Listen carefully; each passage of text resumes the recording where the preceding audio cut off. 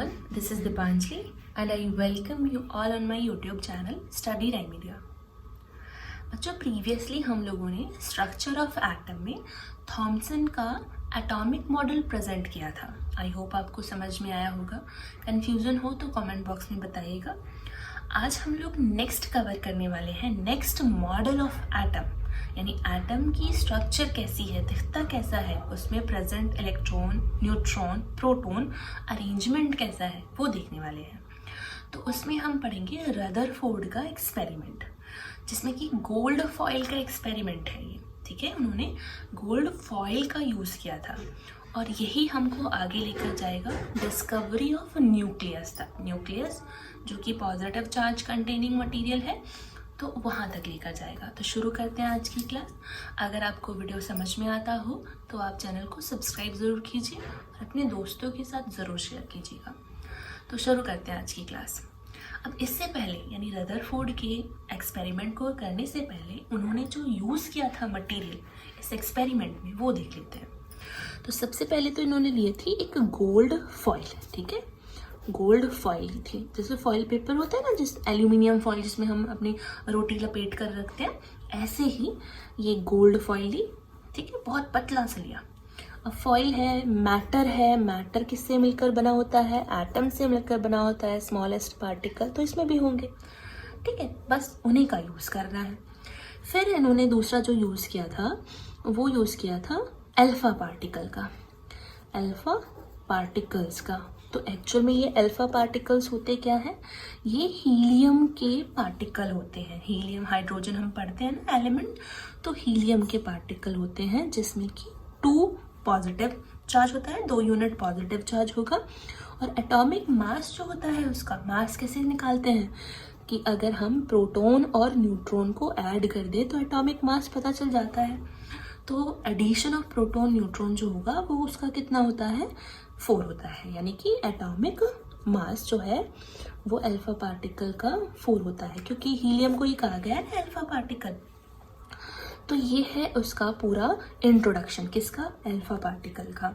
2 unit क्या है इसमें, पॉजिटिव चार्ज है, 2 यूनिट पॉजिटिव चार्ज, और 2 यूनिट ही नेगेटिव भी चार्ज होगा, तभी तो इक्वल है, एक तरह का एटम बनाए हुए हैं। ठीक है, अब ये जो पार्टिकल है अल्फा पार्टिकल, ये निकलते किस चीज़ से हैं, तो ये निकलते हैं रेडियो एक्टिव मटीरियल से। कुछ देखो, हमने वो पढ़े होते हैं ना एलिमेंट, भाई बहुत सारे एलिमेंट हैं। कितने एलिमेंट हैं अब तक डिस्कवर, तो वो 118 एलिमेंट है। कहाँ लिखे हुए हैं, क्या हमारे पास कोई टेबल है, तो है, वो है पीरियोडिक टेबल। हम 10th क्लास में पढ़ेंगे इसके बारे में। तो ये जो पीरियोडिक टेबल है, इसमें अरेंज 118 एलिमेंट। इन 118 एलिमेंट्स में से कुछ एलिमेंट्स ऐसे हैं जो अपने आप ही अपने अंदर से रेडिएशन निकालते रहते हैं। जैसे रेडियम है, पोलोनियम है, थोरियम है, तो ये बड़े भारी भारी ऐसे एलिमेंट होते हैं और इनकी ये प्रॉपर्टी होती है कि ये रखे हुए हैं ना तो भी अपने अंदर से रेडिएशन निकालते रहते हैं। तो ये जो है इनको हम रेडियो एक्टिव एलिमेंट कहते हैं, रेडियो एक्टिव एलिमेंट। ठीक है, क्या बताया मैंने कि हमारे जो एलिमेंट्स हैं 118 है अब तक डिस्कवर्ड, वो कहाँ अरेंज है, पीरियोडिक टेबल में। हम उसको इजीली स्टडी कर सकते हैं। इनमें से पीरियोडिक टेबल में अरेंज ये एलिमेंट कुछ ऐसे भी हैं जो अपने अंदर से ऑटोमेटिक ही रेडियो एक्टिव रेज निकालते रहते हैं। ये जो रेज है ना, ये निकालते रहते हैं। अब इनमें अल्फा रेज भी होती हैं, गामा रेज भी होती हैं, बीटा रेज भी होती हैं। तो ये जो अल्फा पार्टिकल है, ये इन्हीं एलिमेंट्स में से निकलने वाली रेज है। तो हम रेडियम का यूज़ कर सकते हैं, थोरियम का यूज़ कर सकते हैं। क्यों, क्योंकि हमें अल्फा पार्टिकल चाहिए और गोल्ड फॉइल चाहिए। यानी बेसिकली ये 2 चीज़ें हैं जो रदरफोर्ड के एक्सपेरिमेंट में ज़रूरी है। गोल्ड फॉइल तो आ जाएगा, अल्फा पार्टिकल हम किसी रेडियो एक्टिव मटीरियल से ले लेंगे। रेडियो एक्टिव मटीरियल होता क्या है, जो अपने अंदर से ही अपने आप ही रेज निकालता रहता है। ठीक है, सबसे पहले जो है वो बैक्यूरल थे जिन्होंने इस रेडियो एक्टिविटी के बारे में बताया, तो कह सकते हैं father of radio activity Becquerel. ठीक है, आगे पढ़ेंगे आप। अच्छा, आपने नाम सुना होगा madam Curie, with her husband Pierre Curie, madam Curie, जिन्होंने कि बहुत सारे एलिमेंट्स की खोज की थी, और उनकी जो डेथ हुई थी वो भी एक उन्हीं के द्वारा खोजे हुए एलिमेंट्स की वजह से हुई थी, क्योंकि वो एलिमेंट्स अपने आप ही ऑटोमेटिक ही रेज निकालते रहते हैं और वो कैंसरियस टिश्यूज़ को जनरेट कर सकते हैं। ठीक है, तो कहते हैं ना हानिकारक जो किरणें होती हैं वही वाली, तो वही एलिमेंट है रेडियो एक्टिव एलिमेंट। अच्छा चलो, ये तो था एक्स्ट्रा। अब हम शुरू करते हैं एक्सपेरिमेंट को देखना कि किया क्या था। तो अल्फा पार्टिकल एमिटर, यानी एमिट करेगा वो अल्फा पार्टिकल को। इस तरह से उन्होंने गोल्ड फॉइल को अरेंज कर दिया। ठीक है, ये वाली गोल्ड फॉइल है। ठीक है, यहाँ लगा दिया इन्होंने इस तरह से डिटेक्टर, उसको पेंट कर दिया अंदर से जिंक सल्फाइड से। क्यों? क्योंकि जिंक सल्फाइड जो है ना वो फ्लोरेसेंट का काम करता है, कुछ भी टकराएगा वो ग्लो करने लगेगा। बताती हूँ एक बार फिर से, अल्फा पार्टिकल एमिटर, उसके बाद गोल्ड फॉइल, इस पे एमिट कराएंगे। ठीक है, एमिट कराने के बाद हम एक आउटर बाउंड्री रख देंगे, बाउंड्री को अंदर से लेप कर दिया, किसका? जिंक सल्फाइड का। अब होगा क्या, जैसे ही हम अपना इंस्ट्रूमेंट ऑन करेंगे अल्फा पार्टिकल गोल्ड फॉइल का। अच्छा, अल्फा पार्टिकल का जो साइज़ होता है ना वो गोल्ड एटम के साइज से थोड़ा छोटा होता है, तो एटम तक बहुत आसानी से चला जाएगा। ठीक है, गोल्ड फॉइल का एक एटम लेंगे ना तो उसको बड़ी आसानी से कई सारे अल्फा पार्टिकल भेज सकते हैं, तो ऐसे ही वो करने वाला है। ठीक है, ये डिटेक्टिंग स्क्रीन हो गई जिसमें हमें ये लगाया हुआ है जिंक सल्फाइड। अब हुआ क्या, देखो रिजल्ट क्या निकला। जब बहुत सारा a beam of alpha particle, यानी रेज बहुत सारी जब अल्फा पार्टिकल की गई इस गोल्ड एटम पर, तो कुछ तो निकल गई पार। देखो दिख रहा है ना, कुछ तो निकल गई पार, कुछ एक एंगल बनाते हुए, यानी मोस्टली तो पार ही निकल गई थी। कुछ ऐसी रेस थी जो एंगल बनाते हुए डेविएट हो गई, देखो इधर उधर चली गई, और एक तो ऐसी निकली जो बिल्कुल ही राउंड हो गई, बिल्कुल वापस ही आ गई कि मुझे तो जाना ही नहीं आगे। ठीक है, तो ये था उसका रिजल्ट। अब इस रिजल्ट के बेस पर एक्सप्लेनेशन क्या है, पहले हमें इंस्ट्रूमेंट चाहिए थे, ले लिए, उसके बाद प्रोसेस थी वो भी कर ली, उसके बाद रिजल्ट आया हमारे पास 3 तरह का, कि मोस्टली पार्टिकल्स या रेज सीधी निकली, कुछ एंगल बनाते हुए डेविएट हो गई, और थर्ड रिजल्ट आया कि वो वापस ही लौट गई। ओके, अब एक्सप्लेनेशन कैसे करेंगे। ये जो सीधी निकली है ना रेज, इसका मतलब एटम में होना हो खाली स्पेस है। ठीक है, यानी एटम का मोस्टली पार्ट खाली है, तभी तो सीधे निकल गई, कुछ हाइट था ही नहीं वहाँ पे रोकने के लिए। ठीक है, तो empty space of an atom ना because of mostly particle passes, तो वो इसी वजह से है कि खाली जगह। अब दूसरा, कुछ रेज ऐसी थी ना जो कि डिफ्लेक्ट हो गई एंगल बनाते हुए। ठीक है, कुछ का डिफ्लेक्शन थोड़ा सा था, कुछ का डिफ्लेक्शन ज़्यादा सा था। तो ये क्या मतलब हुआ, इसका मतलब देखो, ये अल्फा पार्टिकल पर मैंने क्या बताया था, पॉजिटिव चार्ज होता है, और अगर कोई भी चीज़ डिफ्लेक्ट हो रही है, और वो पॉजिटिव चीज़ है जो डिफ्लेक्ट हो रही है, वो कब डिफ्लेक्ट होगी, जब रिपल्शन होगा या अट्रैक्शन होगा। रिपल्शन होगा, ऑब्वियसली रिपल्शन होगा तभी तो वो डिफ्लेक्ट हो रही है। तो इसका मतलब जो पॉजिटिव चार्ज रेज थी ना वो यहाँ आते ही डिफ्लेक्ट हुई, इसका मतलब यहाँ पर कुछ ना कुछ पॉजिटिव चार्ज है जो रिपल्शन महसूस करा रहा है और वो डिफ्लेक्ट हो गई है।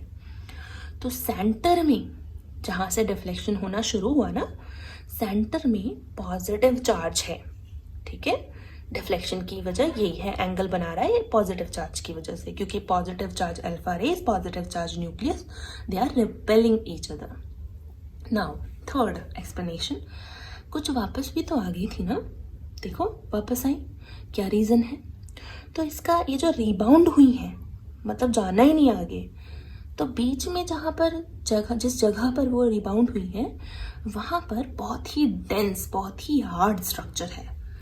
ठीक है, तो वहाँ तो हम न्यूक्लियस कह रहे हैं, और वो बहुत ही डेंस और बहुत ही हार्ड स्ट्रक्चर है। तो ये तीनों ही पॉइंट्स कवर हो गए, यानी तीनों ही पॉइंट्स की एक्सप्लेनेशन हम लोगों को मिल गई कि क्या रीज़न है कि ये रेज इस तरह से बिहेव कर रही हैं, ठीक है। एम्प्टी स्पेस है जिस वजह से वो पास हो पा रही हैं मोस्टली।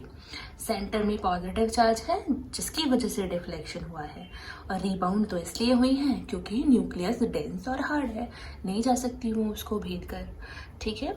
अब पढ़ लेते हैं कुछ न्यूक्लियस के बारे में। अच्छा, न्यूक्लियस तो पता चल ही गया ना हम लोगों को, तो एक्चुअल में न्यूक्लियस है क्या, क्या क्या कंटेनिंग है।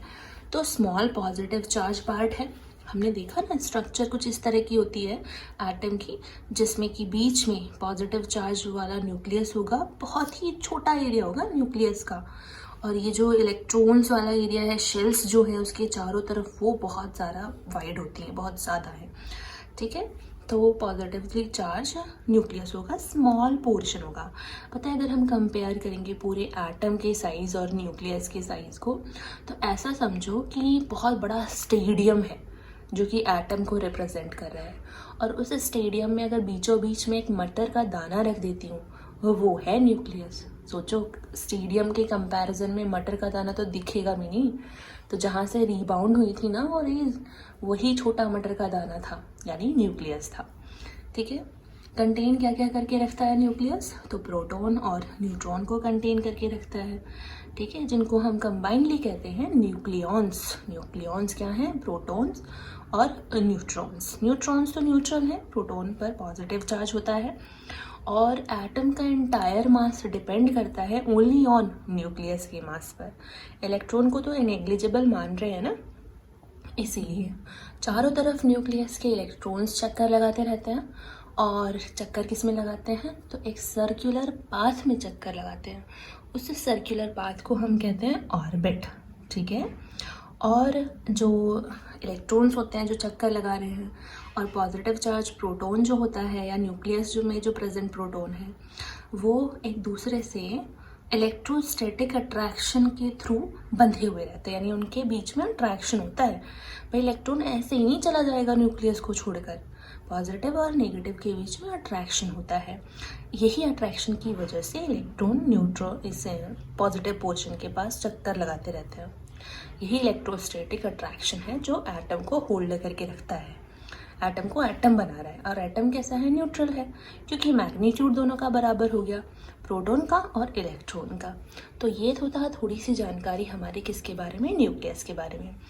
अच्छा, यहाँ पर अगर हम सबसे छोटा एलिमेंट लें हाइड्रोजन, तो हाइड्रोजन का देखेंगे तो उसमें एक तो होता है प्रोटॉन, और एक ही उसके चारों तरफ चक्कर लगा रहा होता है इलेक्ट्रॉन, न्यूट्रॉन होता ही नहीं है उसमें।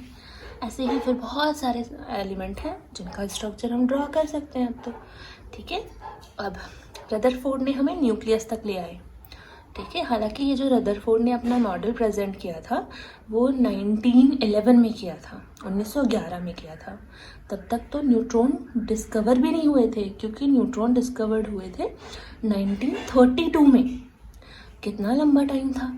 तो उस वक्त में जो रदरफोर्ड ने अपना प्रेजेंट किया ना मॉडल, वो गोल्ड फॉइल वाला, तो वो सिर्फ तब था जब न्यूट्रॉन नहीं थे, वो सिर्फ तब था जब इलेक्ट्रॉन और प्रोटॉन ही एग्जिस्ट करते थे। बाद में बहुत सारे साइंटिस्ट आए, उन्होंने अपने अपने एक्सपेरिमेंट करके रदरफोर्ड के मॉडल को ही थोड़ा सा और अच्छे से एलेबोरेट किया, ठीक है। अच्छा, पहले कमी तो देखें, कुछ कमी रही होगी तभी तो उसको, चलो एक तो कमी ये थी ना कि न्यूट्रॉन डिस्कवर हुआ था, और क्या कमी थी रदरफोर्ड के मॉडल में, तो रदरफोर्ड का मॉडल एक्सप्लेन नहीं कर पाया था स्टेबिलिटी ऑफ एटम को, एटम की स्टेबिलिटी को नहीं एक्सप्लेन कर पाए। भाई हम लोगों को ये बताया गया कि ये जो ये इलेक्ट्रॉन्स इस न्यूक्लियस के चारों तरफ लगातार चक्कर लगाते रहते हैं। अब कोई भी चीज़ चक्कर लगा रही है, मोशन में है, ठीक है, तो इसका मतलब वो एक्सेलरेट हो रही है। भाई फिजिक्स में पढ़ा है ना मोशन चैप्टर में, स्पीड में अगर चेंज आता है या डायरेक्शन में अगर चेंज आता है तो बॉडी एक्सेलरेटेड है। तो यहाँ पर देखो सर्कुलर मोशन है, तो हर बार उसकी डायरेक्शन चेंज हो रही है। एक्सेलरेट हो मोशन है, मोशन की वजह से एक्सेलरेशन हो रहा है, और जब भी एक्सेलरेट होती है बॉडी, तो according to electromagnetic theory of physics, electromagnetic theory है फिजिक्स में जो कि कहती है कि अगर कोई भी चार्ज पार्टिकल एक्सेलरेट हो रहा है, एक्सेलरेटेड मोशन में है, तो वो एनर्जी रेडिएट करेगा। वो एनर्जी लॉस करेगा लगातार। अब ये इलेक्ट्रॉन एनर्जी लॉस कर रहा है जब चक्कर लगा रहा है, तो ये एनर्जी लॉस करने की वजह से कभी ना कभी तो एनर्जी ख़त्म होगी। कोई भी चीज़ जा रही है तो कुछ ना कुछ एम्प्टी पोर्शन तो रहेगा ना, इलेक्ट्रॉन तो खाली रह जाएगा, एनर्जी नहीं रहेगी।